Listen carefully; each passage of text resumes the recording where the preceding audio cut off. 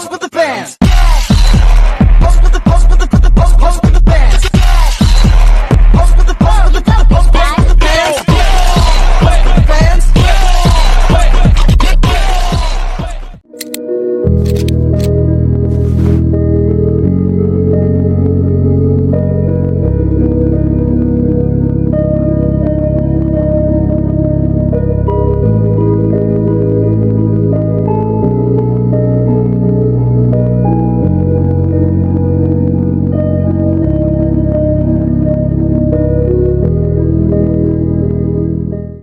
Baik, bismillahirrahmanirrahim.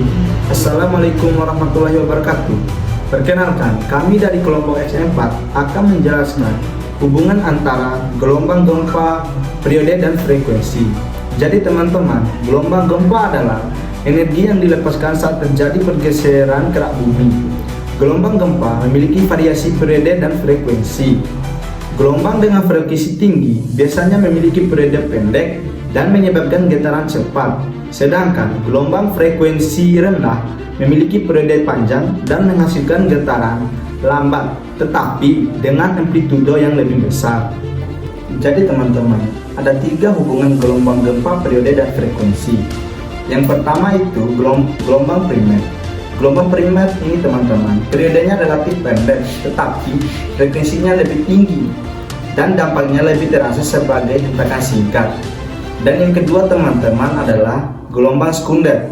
Gelombang ini memiliki periode lebih panjang dibandingkan gelombang primer, tetapi frekuensinya lebih rendah dan menimbulkan getaran lebih terasa. Yang ketiga teman-teman adalah gelombang permukaan. Gelombang ini memiliki periode yang sangat panjang dan frekuensinya rendah. Dan gelombang ini paling berbahaya bagi bangunan karena hentakannya pada permukaan itu lebih terasa getarannya pas gempa. Assalamualaikum warahmatullahi wabarakatuh. Saya akan melanjutkan presentasi teman saya tentang apa itu periode. Periode dalam gelombang gempa bumi adalah waktu yang dibutuhkan oleh satu gelombang untuk menyelesaikan satu getaran penuh. Kalau gelombangnya berupa naik turun kembali ke posisi semula, itu dihitung satu getaran dan lamanya waktu itu disebut periode T. Contoh, jika satu gelombang gempa bumi 2 detik untuk selesai, maka periodenya sama dengan 2 detik. Jika butuh 0,5 detik, periodenya sama dengan 0,5 detik. Baik, di sini saya akan melanjutkan presentasi dari teman saya. Baik, jadi kenapa gelombang gempa penting untuk bangunan? Jadi setiap bangunan mempunyai irama sendiri atau periode alami.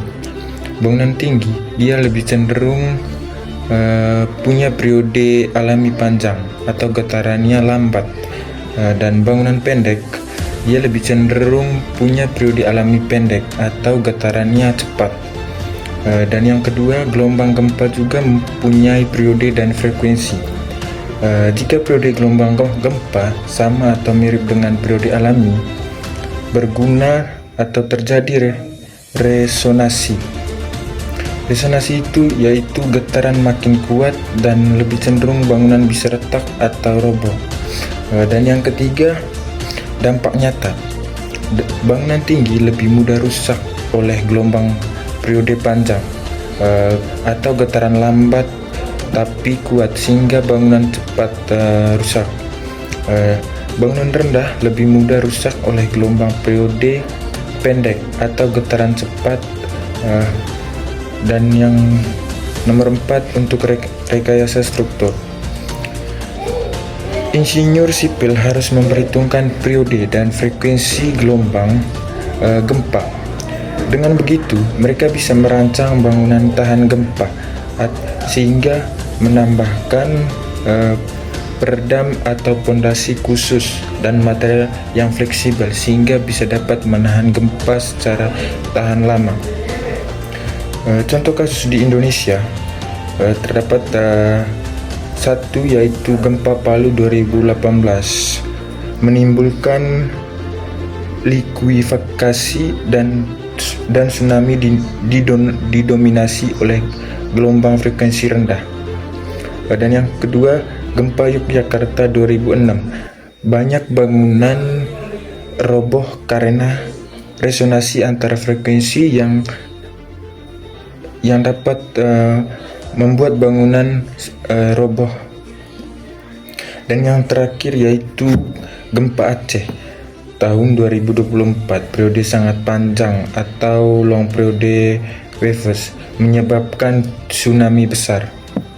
Jadi Assalamualaikum warahmatullahi wabarakatuh. Perkenalkan, nama saya Fadilah Ilham. Saya dari kelompok X4. Saya akan menjelaskan mengenai resonansi dan dampak pada bangunan terhadap gempa. Kenapa ya bangunan rendah lebih rentan terhadap gempa dengan frekuensi tinggi, sedangkan bangunan tinggi lebih rentan terhadap gempa dengan periode panjang atau frekuensi rendah? Nah, ini alasannya. Bangunan rendah cenderung lebih kaku dan memiliki massa yang lebih kecil, sehingga frekuensi alamiahnya tinggi. Mereka bergetar dengan cepat dengan periode getaran yang pendek. Sedangkan bangunan tinggi cenderung lebih fleksibel dan memiliki massa yang lebih besar, sehingga frekuensinya alamiahnya rendah. Mereka berayun lebih lambat dengan periode getaran yang panjang.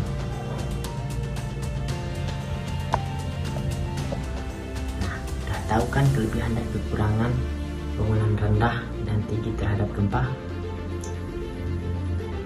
Nah, yang terakhir saya akan memberikan kesimpulannya. Gelombang gempa terdiri dari gelombang P dan S, di mana P adalah gelombang primer dan S adalah gelombang sekunder. Nah, dan permukaan juga terdiri dari wave dan ride, di mana wave adalah gelombang horizontal dan ride adalah gelombang empiris atau gelombang laut. Nah, periode dan frekuensi memiliki hubungan matematis, yang dimana rumusnya F sama dengan 1 per T. 1 per T per F sama dengan 1 per T. French. Gelombang gempa dengan periode panjang lebih merusak pada bangunan tinggi, sedangkan periode pendek lebih berdampak pada bangunan rendah. Resonansi menjadi faktor utama kerusakan terjadi bila frekuensi gempa, frekuensi alami bangunan. Pemahaman ini penting dalam mitigasi bencana dan perencanaan konstruksi tahan gempa.